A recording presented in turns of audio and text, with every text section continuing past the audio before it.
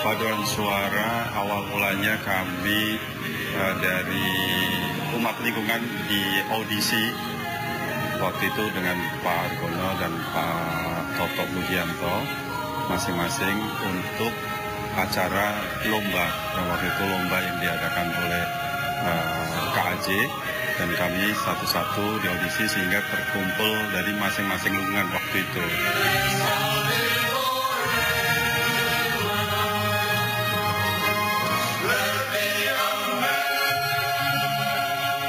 Waktu itu kami dikasih surat dari paroki untuk mengikuti audisi yang mana lewat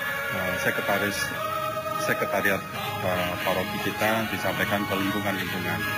Dan lingkungan-lingkungan mengirimkan wakil-wakilnya untuk mengikuti audisi yang akan dibentuk adalah kur paroki.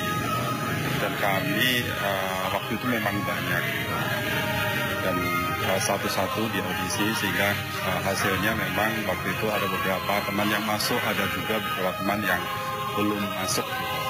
Sehingga yang masuk ini adalah awal mula dari dibentuknya paroki dengan teknis pastinya ya, di paduan suara ini, olah popa, artikulasi, dan lain sebagainya. Sehingga kami merasa memang dapat bernyanyi, melakukan puji-pujian dengan baik dan benar.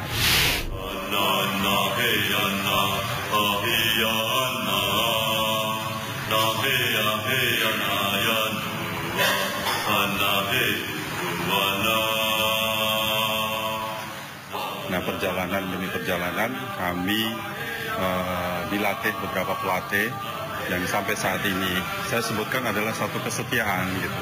Karena perjalanan 5 tahun cukuplah panjang. Intinya adalah teman-teman yang mana sampai sekarang ini belajar dan cukup setia dalam arti melayani Tuhan lewat paduan suara ini. Memang kami perjalanan panjang ini tidaklah mudah karena segala sesuatunya pasti ada kendala-kendala yang kami hadapi. Tetapi kami tahu talenta yang kami miliki adalah bersuara, makanya kami bersyukur untuk memuliakan Tuhan lewat suara yang terbentuk di dalam komunitas paduan suara Gereja Santo Nikodemus.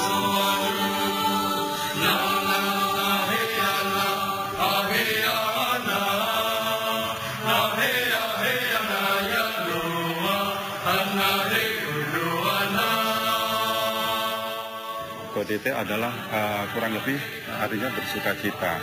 Saya yang sangat setuju bersukacita karena kan kita harus bersukacita. Karena dengan bersukacita kita membuahkan hasil yang bersyukur karena apa? Kebaikan Tuhan serta kesempatan kita untuk dapat melayani.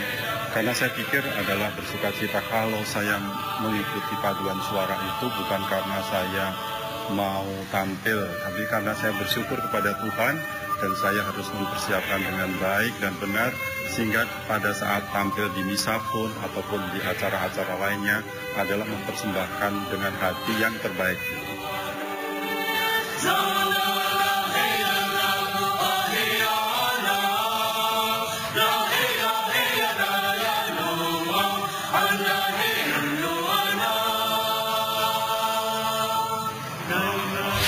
Pujian yang indah, pujian yang sungguh-sungguh dapat membangkitkan semangat beriman. Bernyanyi adalah dua kali berdoa. Oh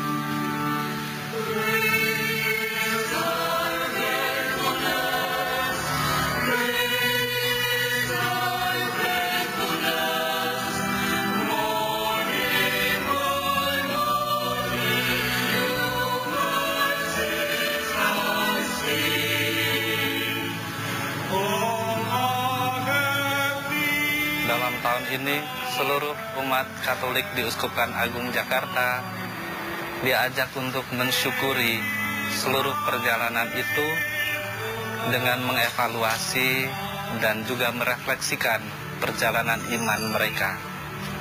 Keuskupan secara khusus memberikan kepada paroki-paroki bagaimana umat di seluruh paroki mengekspresikan syukur itu di dalam bentuk-bentuk perwujudan yang nyata, yaitu berani peduli terhadap sesama, berani kembali untuk membangun dan mengoreksi iman.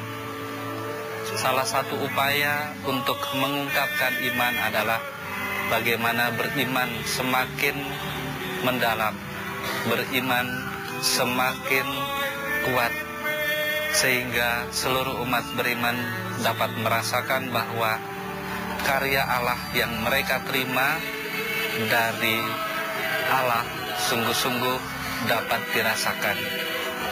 Salah satu ungkapan adalah bagaimana ungkapan kegembiraan itu melalui konser Gaudete, di mana mereka menampilkan lagu-lagu dengan gembira dan penuh syukur sebagai cara yang terbaik bagi mereka mengungkapkan syukur itu kepada Allah. Inilah salah satu bagian yang kecil dari cara mengungkapkan rasa syukur itu.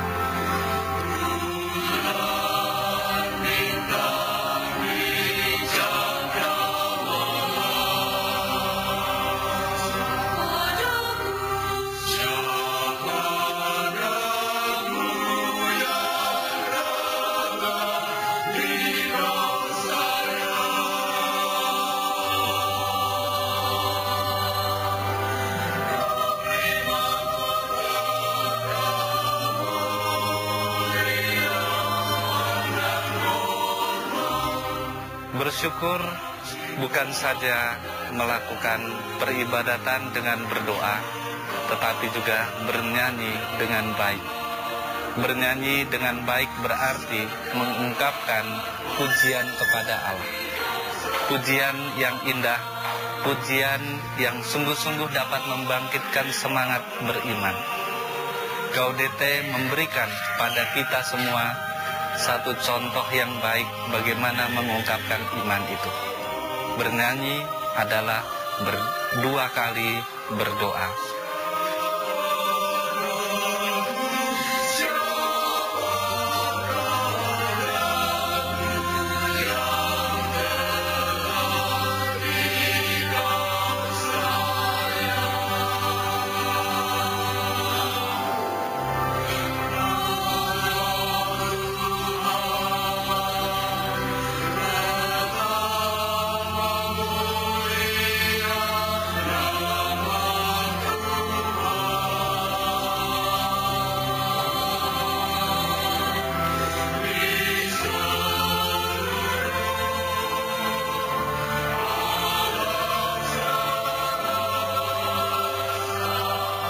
Di dalam Filipi 1:3 dikatakan jelas bahwa Paulus mau bersyukur kepada Allah atas seluruh ciptaan, atas seluruh umat yang diberikan.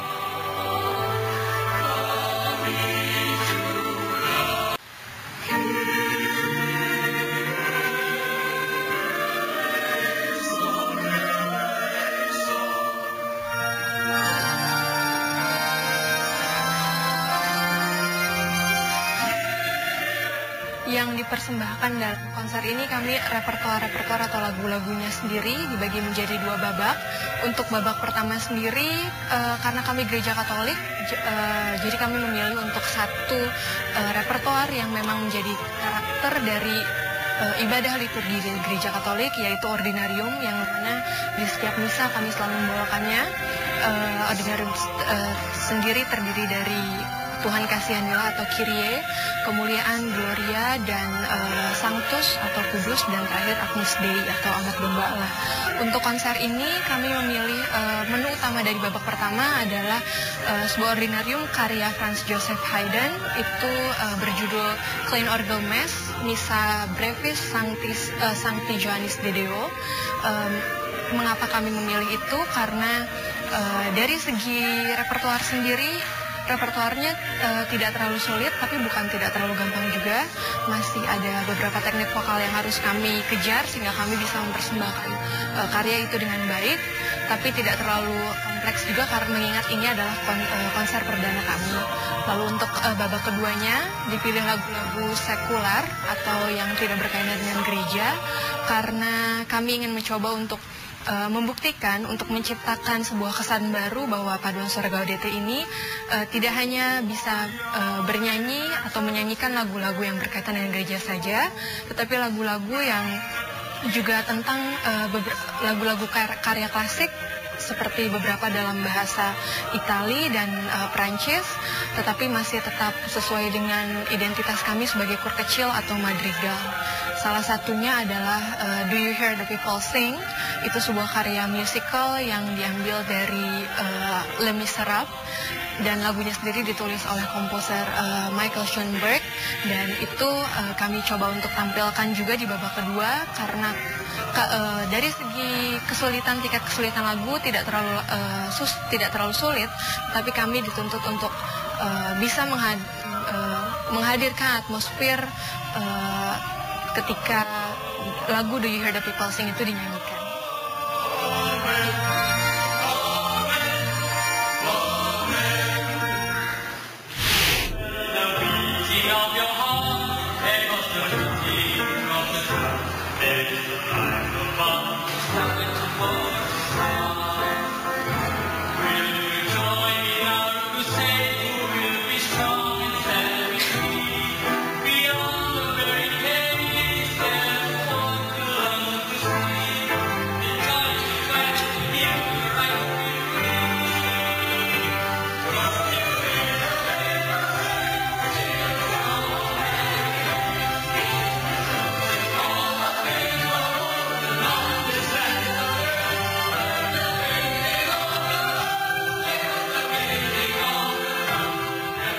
Harapkan penonton atau umat akan lihat dari paduan suara Gaudete sendiri adalah karena di babak pertama kami menyanyikan lagu-lagu sakra dan babak kedua lagu-lagu sekular, kami ingin penonton mengerti bahwa kami, walaupun identitas kami paduan suara gereja Katolik, gereja paduan suara gerejawi yang memang akan sebagian besar waktu kami akan dihabiskan untuk bernyanyi dan berlatih lagu-lagu gereja, tetapi kami ingin mencoba untuk menimbulkan, menciptakan identitas lain di mana lagu-lagu gereja Katolik yang memang erat kaitannya dengan lagu-lagu klasik, karya-karya klasik, karya klasik yang lain yang tidak berkaitan dengan gereja Katolik juga akan kami bawakan, kami pelajari.